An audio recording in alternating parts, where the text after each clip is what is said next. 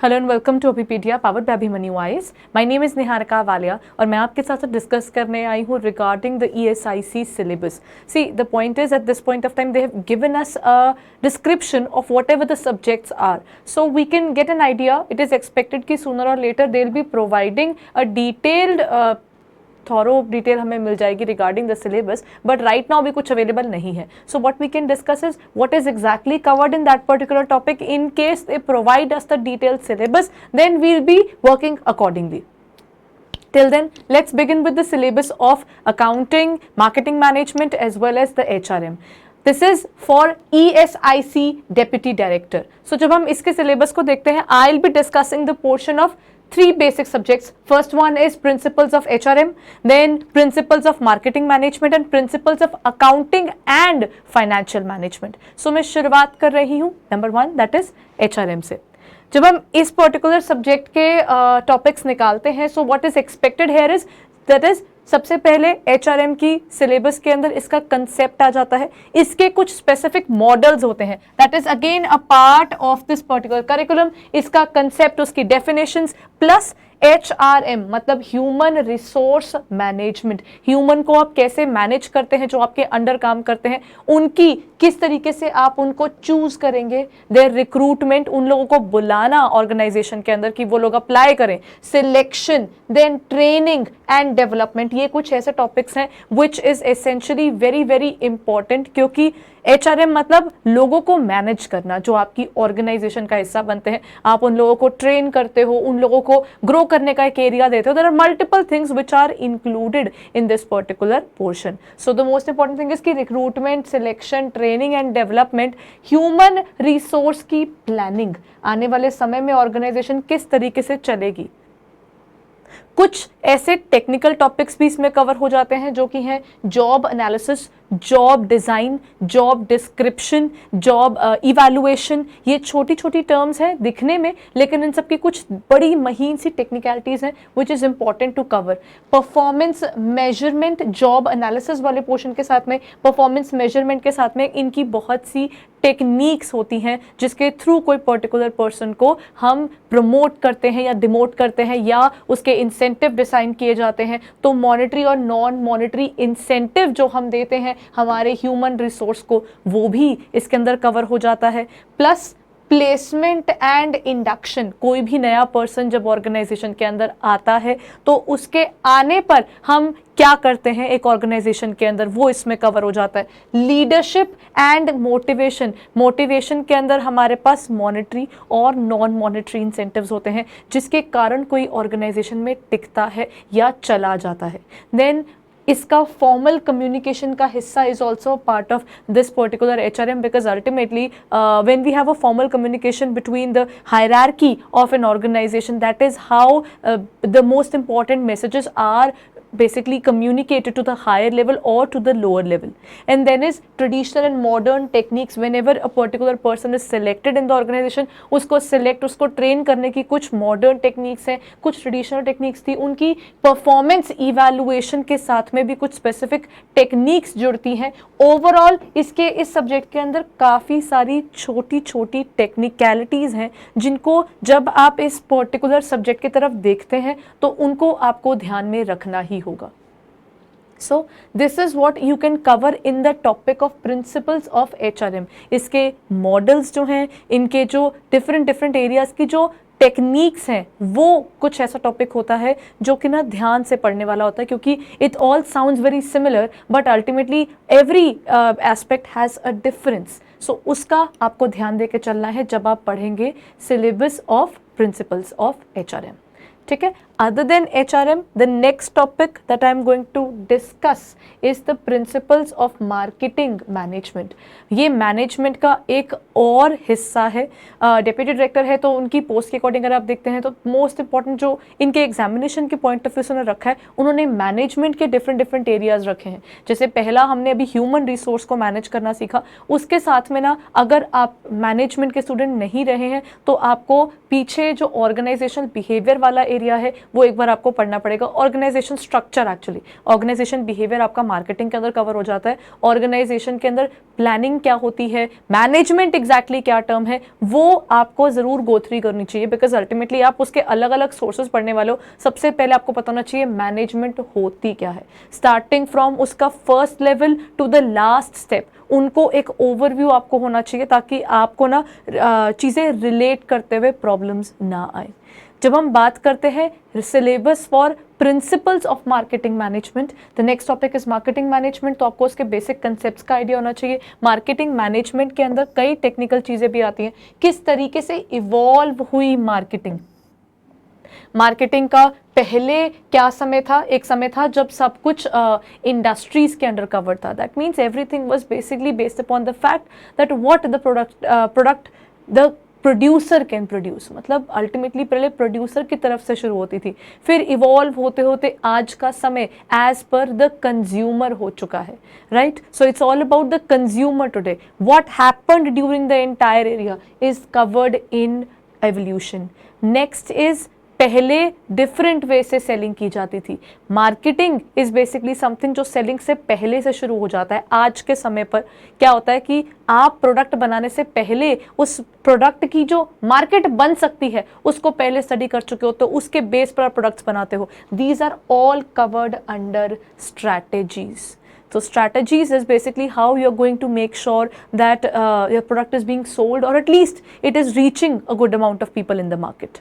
Next topic is segmentation. Segmentation is basically ना, see जब हम मार्केट में उतरते हैं ना, तो मार्केट में सबसे पहला भी देखते हो आपका टारगेट क्या है। आपकी मार्केटिंग के अंदर आप किस पर्टिकुलर ग्रुप को टारगेट करके चल रहे हैं। फॉर एग्जाम्पल जब हम बात करते हैं okay when we talk about the baby care products, तो उसके अंदर आपका टारगेट बेबीज को नहीं होता है, आपका टारगेट होता है मदर्स तक पहुंचना। So there are different segmentations in terms of working कि आपका प्रोडक्ट किस एरिया को बिलोंग करता है, किस सेक्टर को आप अट्रैक्ट करने की कोशिश कर रहे हैं, वो आएगा सेगमेंटेशन के अंदर।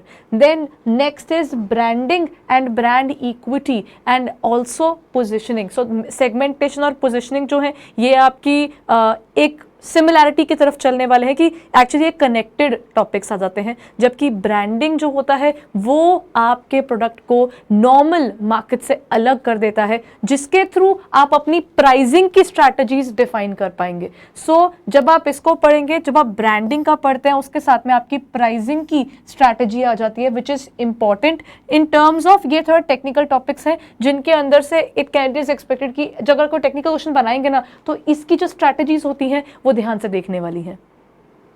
प्रोड्यूसर का रिलेशनशिप किस तरह से रहता है, customer relationship management is again very important, क्योंकि मार्केटिंग इज ऑल अबाउट, आज के समय में it is more customer oriented rather than product oriented और द प्रोड्यूसर ओरिएंटेड। ये सब का सब हम कस्टमर और सोसाइटी की तरफ लेकर चलते हैं। तो the relationship between the customer relationship management is there between the producer and the consumer. And the next point is product के लाइफ साइकिल। हमको ये भी देखना है कि जिसकी हम मार्केटिंग कर रहे हैं वो आज के समय में मार्केट में कहाँ पर स्टैंड करता है। फॉर एग्जाम्पल जब हम बात करते हैं गाड़ियों की, तो गाड़ियों को जब कंपनीज मॉडिफाई कर देती है ना, तो वो उस प्रोडक्ट की मरती हुई सेल्स को बचा लेती हैं और उसके प्रोडक्ट के लाइफ साइकिल को कर देती हैं एक्सटेंड। तो इसके कई स्पेसिफिक मॉडल्स होते हैं, इसके बेसिकली इसको कवर करने के, इनकी पोजिशनिंग के लिए कुछ स्पेसिफिक चीज़ें आपको कनेक्शन करके चलनी होती है। मार्केटिंग मैनेजमेंट में it is always better that first of all you start with the models, strategies, pricing वाली भी, मार्केटिंग की स्ट्रैटेजीज और प्राइसिंग की स्ट्रैटेजीज को आप सबसे पहले करें, साथ ही साथ प्रोडक्ट लाइफ साइकिल को स्टडी करके चलें। जब आप ये 2-3 बेसिक चीजें पढ़कर चलते हैं ना, फिर बाकी सब में इनके टेक्निकल टर्म्स जुड़ते चलते हैं, तो कुछ बेटर हो जाता है कि अगर आप इनको पहले पढ़े। एंड इसी के साथ में ऑर्गेनाइजेशनल बिहेवियर भी एक टॉपिक है, जो लिखने में सिर्फ एक ऑर्गेनाइजेशनल बिहेवियर है लेकिन थोड़ा वास्ट टॉपिक है। So this is basically about the organisation. And then consumer behaviour is how a consumer buys that particular product. What is he thinking about? What will he buy? For example, psychological pricing. हम लोग क्या करते हैं, देखिए जब हम लोग कोई भी चीज़ परचेज करते हैं, कभी देखा है वहाँ पर लिखा होगा 499, ये प्राइसिंग स्ट्रैटेजीज में से एक है। हम 499 क्यों लिखते हैं? Why not 500? क्योंकि साइकोलॉजिकली 400 रीड करने में लगता है कि ये छोटा प्राइसिंग है। सो ये छोटी छोटी टेक्निक्स हैं जो पेपर में आपके लिए इंपॉर्टेंट हो जाती हैं। There are many of these technical terms when we look at marketing और HRM, many students think that this is basically something which is theoretical, but इसके अंदर भी जब आप देखेंगे ना तो इसके अंदर टेक्निकल टर्म्स इंक्लूड हो जाती हैं which is essential to study. Next, logistics का area, product and service marketing, ये कुछ ऐसे टॉपिक्स हैं जिनके ऊपर जो थोड़े से टेक्निकल ज़्यादा है। लॉजिस्टिक्स का थोड़ा ज़्यादा टेक्निकल हो जाता है। इनमें तो एक बार आपने स्ट्रैटेजीज पढ़ ली, फिर सब कुछ कनेक्ट करते हुए चलेगा कि प्राइसिंग के बेस पर सेगमेंटेशन हो रही है, उसी के साथ में पोजिशनिंग डिफाइन हो रही है, और ये सबसे पहले आपको पढ़ना पड़ेगा वही कंसेप्ट का पोर्शन, इवॉल्व कैसे हुई, ऑर्गेनाइजेशन क्या है, वो सब चीज़ें आप पहले बेस बनाइए और उसके बाद स्विच कीजिए प्रिंसिपल्स ऑफ मार्केटिंग मैनेजमेंट की तरफ। ठीक है, और इसके बाद अब हम डिस्कस करते हैं एक और सब्जेक्ट की जो कि अगेन कॉमर्स का एक बेसिक सब्जेक्ट माना जाता है, that is principles of accounting and financial management. अब जब हम इसको देखते हैं ना तो इन्होंने अकाउंट्स का ना एक तो बेस कवर किया है, नाम के अंदर ही उन्होंने ये अकाउंट्स का बेस कवर किया है और एक specific branch of accounting cover की गई है। फाइनेंशियल मैनेजमेंट जो है वो एक स्पेसिफिक ब्रांच है अकाउंटिंग की, so we are going to talk about that branch as well. जैसे यहाँ पर दिया है अकाउंटिंग, जब आप अकाउंटिंग के अगर तो आपके बैकग्राउंड अकाउंटिंग का है तो आपके लिए थोड़ा सा इजी हो जाता है, बिकॉज आपको एक ओवरव्यू लेकर चलना है अकाउंटिंग होती क्या है और उसका अकाउंटिंग साइकिल क्या था, because principles of accounting is basically something which you will find in class +1। जो HRM और मार्केटिंग है, this is something which is linked with masters, ये आपको ज्यादातर मास्टर्स में मिलेगी, बट इसके कुछ पोर्शन आपको बैचलर्स ऑफ कॉमर्स के अंदर भी मिल जाएगा और bachelors of business administration BBA के अंदर भी इसका कुछ पोर्शन आपको कवर करता हुआ मिल जाएगा। बट जब आप प्रिंसिपल्स ऑफ अकाउंटिंग देखते हैं, this is basically something which is linked with one portion taken from the base of accounting and the other is basically a separate branch of accounting, financial management की जब हम बात करते हैं। ठीक है, सो अकाउंटिंग साइकिल क्या होता है, आपको टर्म्स पढ़ के चलनी है। अकाउंट्स के अंदर जब हम प्रिंसिपल्स को देखते हैं ना तो प्रिंसिपल्स के साथ कई चीज़ें जुड़ती हैं। प्रिंसिपल्स हो गए, प्रिंसिपल्स के साथ में अजम्पशंस हो गई, अकाउंटिंग के कॉन्सेप्ट्स हो गए, बड़े इंपॉर्टेंट से टॉपिक्स होते हैं। This are very important and at the same time ये बेस बनाते हैं आपका अकाउंटिंग का। दैट मीन्स आपकी assumptions, concept, conventions and principles. ठीक है, so this is something which you will find in probably in class +1 there. ठीक है, बट उसके साथ में ये अकाउंटिंग साइकिल में और भी कई चीज़ें कवर हो जाती हैं, वो है journal, ledger, trial balance and balance sheet. अब क्योंकि इन्होंने यहाँ पर लिखा है प्रिंसिपल्स ऑफ अकाउंटिंग, तो अकाउंटिंग जो है वो एक सोल प्रोप्राइटरशिप, अगर एक अकेला इंसान डिसाइड करता है कि मैं चाहता हूँ कि बिजनेस करूँ, फिर क्या हो सकता है कंपनी डिसाइड करती है कि वो बिजनेस करना चाहती है, तो आपको एक अकेला इंसान किस तरीके से काम करता है और एक कंपनी किस तरीके से काम करती है, वो दोनों चीज़ों का बेस पढ़ना ज़रूरी हो जाता है। दैट मीन्स जब आप फाइनेंशियल स्टेटमेंट्स को देखने की कोशिश करते हैं कि एक ऑर्गेनाइजेशन क्वांटिफाई कैसे करती है, उसका पैसा कैसा दिखता है, उस पैसे के साथ में वो क्या करती है, क्या प्रॉफिट होता है, क्या लॉस होता है, तो you will have to see from the point of view of sole proprietorship and also from the point of view of a company. But you might skip over the portion of partnership. We'll talk about it in case UPSC की तरफ से वो detail syllabus में cover करते हैं। Then साथ ही साथ एक टॉपिक आ जाता है डेप्रिसिएशन। डेप्रिसिएशन का जो टॉपिक है which is not very difficult to do, but depreciation is something थोड़ा टेक्निकल हो जाता है। एक कंपनी कुछ सामान खरीदती है, वो खरीदती क्यों है, ताकि वो उस पर्टिकुलर चीज़ से आगे इनकम जनरेट कर सके। मतलब मैंने अगर मान लीजिए मेरी जो कंपनी है वो गारमेंट्स बनाती है, कपड़े बनाती है, तो स्यूइंग मशीन है, वो स्यूइंग मशीन बेचकर पैसा नहीं कमाएगी, लेकिन उस एक स्यूइंग मशीन से पता नहीं कितने कपड़े बन जाएंगे जिन्हें बेचकर कंपनी पैसा कमाएगी। उनके साथ में क्या होता है, वो डेप्रिसिएशन में कवर हो जाता है। इसके अपनी टेक्निक्स हैं, अपने इसके मेथड्स हैं। फिर फाइनेंशियल स्टेटमेंट्स ऑफ कंपनीज भी हमें पढ़ना होगा।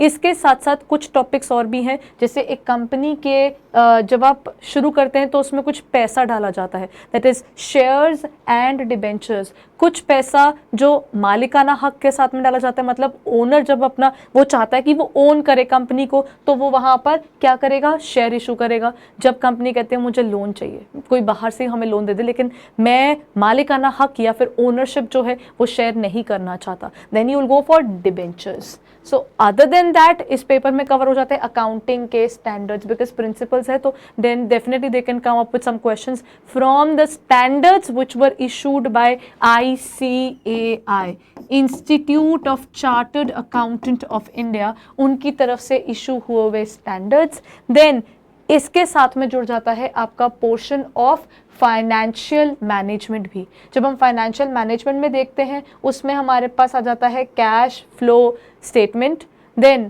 Fund flow statement, ratio analysis. ये कुछ ऐसे टॉपिक्स हैं इनकी ना प्रैक्टिकलिटी जो है वो थोड़ी टीडियस है, ध्यान से करने वाली है, specially ratio analysis which is basically a cluster of multiple formulas. Then next आ जाता है राइट शेयर्स, शेयर्स के साथ ही कनेक्टेड एक टॉपिक, मतलब अगर किसी पर्टिकुलर पर्सन ने बिजनेस के अंदर पैसा लगाया हुआ है, हम उसको ऑप्शन देते हैं क्या आप कंपनी के और शेयर परचेज करना चाहते हो, that is something linked with right shares. That means we are giving the people who are already a part of this organisation, हम उनको बोलते हैं कि आपको और शेयर खरीदने हैं, अगर आपको नहीं खरीदने होंगे तो हम बाहर वालों को शेयर्स देंगे। साथ ही साथ bonus shares and ESOPs, employee stock option plans, so या स्कीम्स जिन्हें हम बोल सकते हैं। So these are basic the you can say कि था एक रॉ आइडिया कि इन मिनिमम टॉपिक्स को तो आपको कवर करके चलना चाहिए when you are looking at the first 3 topics of this examination which is stated. Part B के अंदर जो स्टेट किए गए हैं उनमें जो पहले 3 टॉपिक्स हैं that is something which is oriented with business administration और द कॉमर्स स्ट्रीम। सो इसको आपको जब आप देखते हैं तो इनकी टेक्निकलिटीज़ को ध्यान में रखते हुए पढ़िएगा। इसमें प्रैक्टिकल चीज़ें भी आ जाती हैं, मतलब आपको न्यूमेरिकल्स देखने को भी मिल जा सकते हैं, लेकिन इनके अंदर हमारे पास थ्योरेटिकल कॉन्सेप्ट्स रहते हैं जिनके अंदर अपनी अलग टेक्निकलिटीज़ हैं। ठीक है, सो ये आ गई इसकी technicalities. Rest we will be soon coming up with our courses regarding the same. If you have any query regarding it, तो आप पूछ सकते हैं नीचे कमेंट सेक्शन के अंदर। And make sure when you understand the entire topic of the syllabus for this particular subject, you are able to understand not only the fact कि आपके पास 12 सब्जेक्ट्स वहाँ पर कवर हो जाते हैं, 10 हैं आपके पास, राइट, 10 है उसके अंदर, तो उन 10 के अंदर you will have to keep a balance किस तरीके से आप कंटिन्यू करते हैं। Rest we'll wait till the time अगर यूपीएससी इसकी डिटेल सिलेबस निकालता है, बिकॉज यूपीएससी नॉर्मली अपनी तरफ से एक सिलेबस का आइडिया ज़रूर देता है। So till then we can wait in case they issue another notification. We'll be definitely updating you guys regarding the same. So thank you so much everyone, and till then, take care.